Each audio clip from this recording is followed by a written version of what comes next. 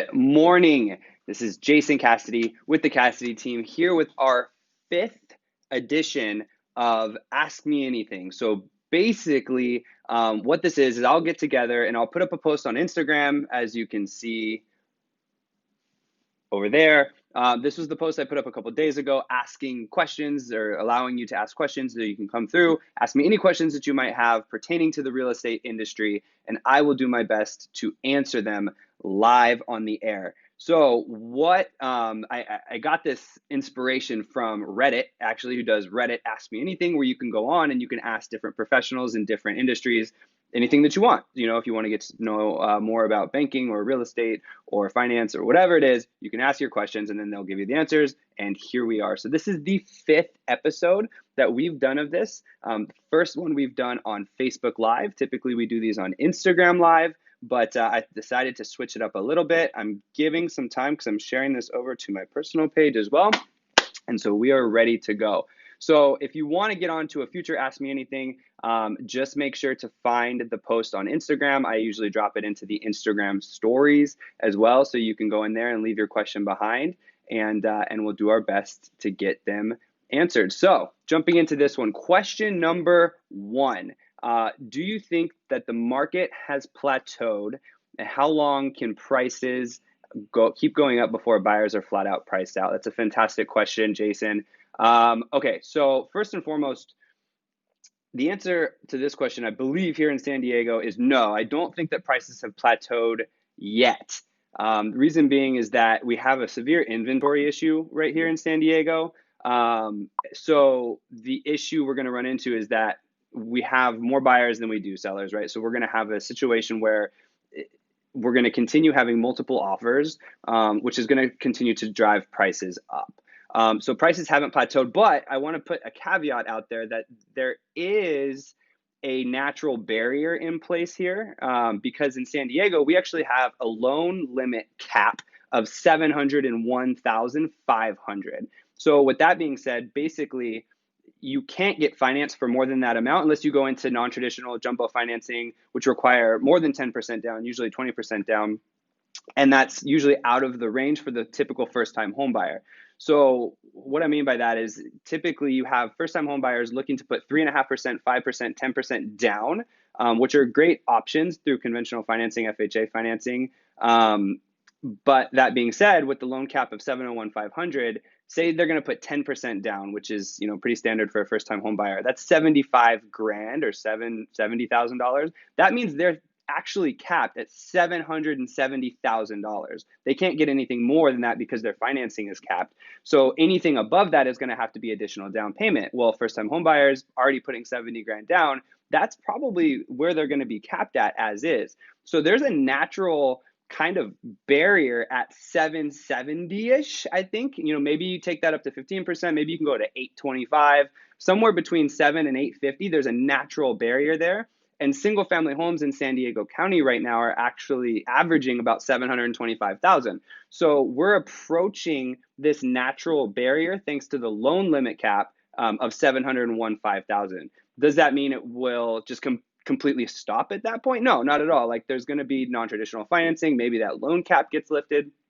But I think what you're seeing is, first of all, with COVID kind of changing the demographic, and I'm going to save this because this is the next question, but there's people kind of leaving the urban city centers to get out into bigger homes, more land, home office, things like that are becoming more and more important as people are finding out that they're going to be working from home more.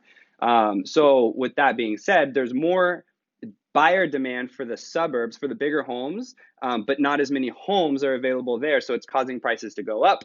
And I don't foresee that changing in the near future, the foreseeable future. Interest rates are still crazy low, 3%, 3.5%, something like that. So you have a situation where that's going to continue to kind of push up until I believe you hit that loan cap of 775, 800,000 average. Then you're going to start to see buyers that are priced out of what they want. So they either decide to stay or they go into something a little bit smaller. It's going to change the dynamic a little bit.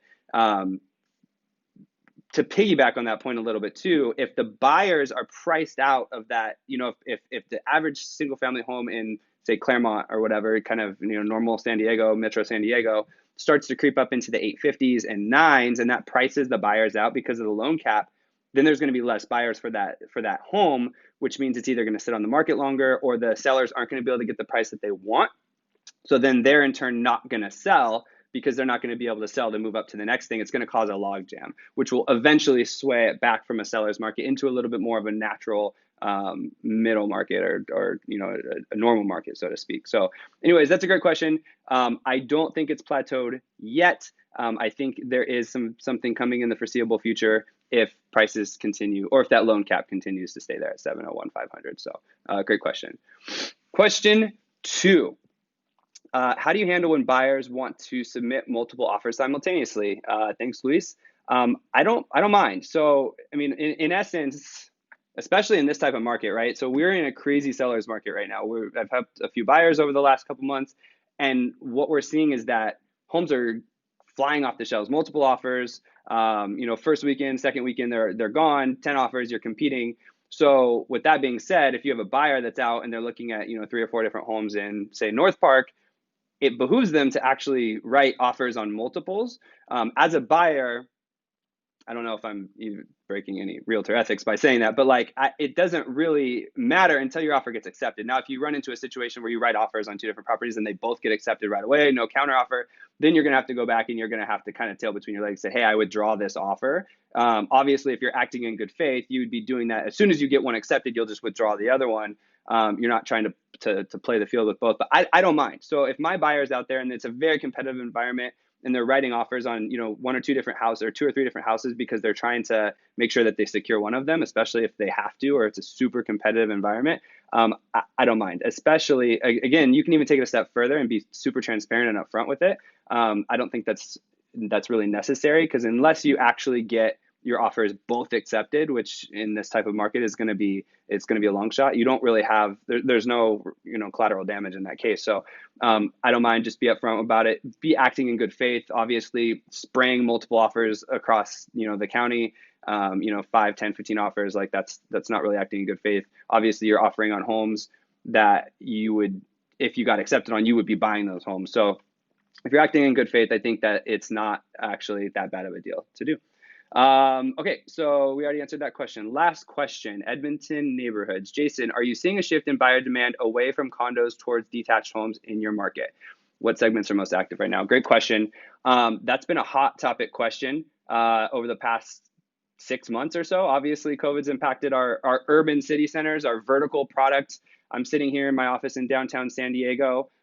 It's a complete ghost town, right? We can be in the office, but no one's really coming into the office place and stuff like that. So and that's not just here in downtown San Diego and Compass, that's actually in city centers all across the country. We're seeing, more work from homes. People aren't going to the office as much. So what that's doing is it's lowering the demand, to be close to your workplace in a downtown urban setting. It's causing people to want a home office because, I'm patient, or I'm a great example of that. My wife, who worked at an office space, is now going to be working from home for the foreseeable future. So it has led to a shift in the want of a vertical product into something bigger with more space.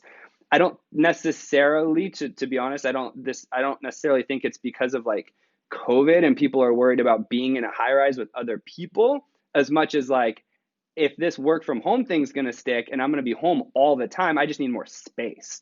And so typically, your condo and your high rise vertical product, your 1 bedrooms are going to be 600, 700, 800 square feet, and your 2 bedrooms are going to be 1,300 square feet with no yard. You want to get that into a bigger thing. So the shift has occurred a little bit. Now here's the catch, or here's a real wrinkle to the whole thing.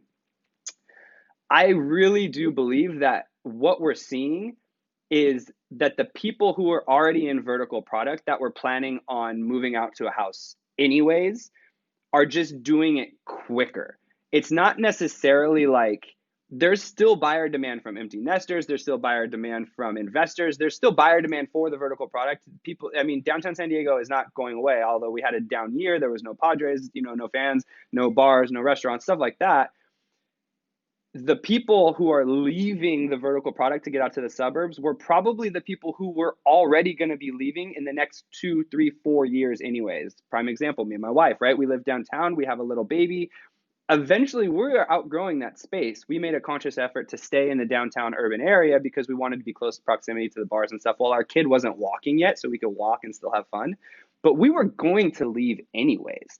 And so what this did was it maybe accelerated our decision to leave earlier. And I think that's what we're seeing too, is a lot of maybe young professionals, people, they just got engaged, they just got together, and they were already probably within the next 2, 3, or 4 years going to leave anyways, just doing that move quicker. I don't think it's necessarily, I don't think it's the death of the downtown, the death of the, I mean, you've seen articles on The Real Deal and Inman about the death of New York and things like that. I wouldn't go as far as to say specifically that. I think these downtown urban city centers still have a lot to offer. I think more than anything, it's just a move, an accelerated move of the people who are already going to leave, going to be leaving.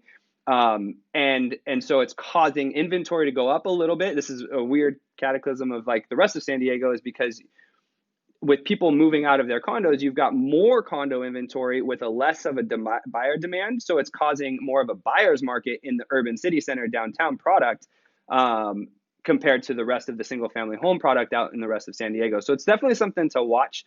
I think you might see a correction, a price correction. It's not a crash by any means. You're going to see some sort of a price correction in the downtown urban city centers for the next 6 months, 1 year, 2 years. I don't.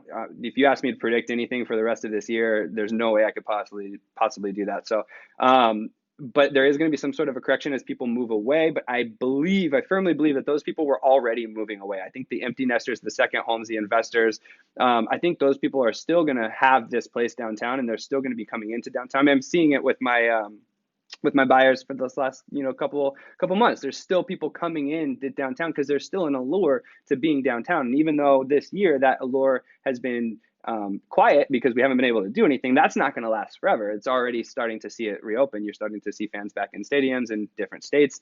You're starting to see bars and restaurants reopening with outdoor dining and stuff like that. So it is still very much a desirable, popular place to be once you weather this storm a little bit. So anyways, thank you very much for that question. Guys, if you have any questions that you want to be on Ask a Realtor, please find me on Facebook, Instagram. I'll make sure to get these questions into our next episode, which should be next week. Thanks so much for tuning in. Bye, guys.